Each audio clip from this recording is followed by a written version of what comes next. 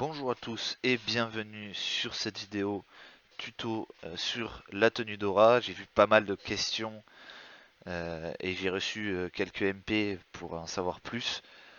Alors j'espère que cette vidéo résumera bien ce qu'est la tenue Dora.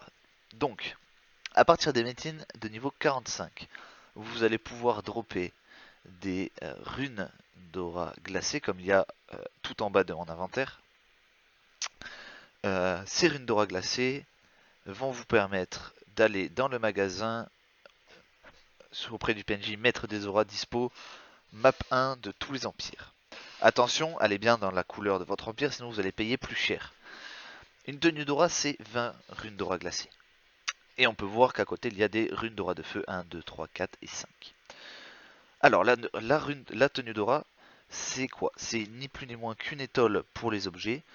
Sauf que c'est une étole un petit peu particulière, puisque pour les étoiles, vous avez les tissus fins. Pour la tenue d'aura, les runes d'aura glacées. Une étole, vous le payez plusieurs fois jusqu'à ce qu'elle soit rare. Et rare, elle a un taux de 11 à 25%, que vous pouvez ensuite augmenter en combinant deux étoiles rares. Une tenue d'aura, vous ne combinez pas plusieurs tenues d'aura. Vous avez une tenue d'aura de rang 1, un taux d'absorption de 0,1%. Vous faites combinaison d'aura, oui.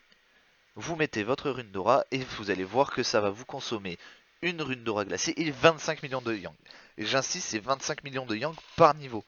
Sachant que pour aller à 25%, c'est 250 niveaux à faire. Ce qui fait cher. En plus de ça, au bout d'un moment, vous ne pourrez plus augmenter votre tenue d'aura. Et donc, vous aurez besoin de faire la transformation d'aura. Et donc, il vous faudra la glisser sur le PNJ. Donc là, je ne peux pas la faire puisqu'elle n'est pas up. Et lui donner une rune d'aura de feu qu'il demande. Donc ici, c'est 1. Voilà à quoi va servir les runes d'aura de feu. Ensuite, vous allez me dire, oui, mais en plus 0, 0,1%, c'est pas fort.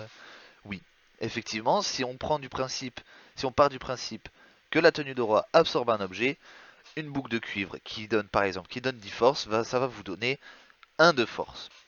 Maintenant, partons du principe, ce qui est le cas, que l'on peut absorber un bouclier. Le bouclier, vous allez me dire, c'est pareil, ça donne un peu de défense, machin, 0,1%, ça va pas donner beaucoup, ça va donner 2. Mais l'avantage du bouclier, c'est que dessus, vous avez anti-ralentissement et anti-étourdissement. Et que ces bonus n'ont pas de pourcentage. Donc là, on peut voir que si jamais quelqu'un veut me stun, et que j'enlève mon bouclier, par exemple, on va aller demander à Shiroe,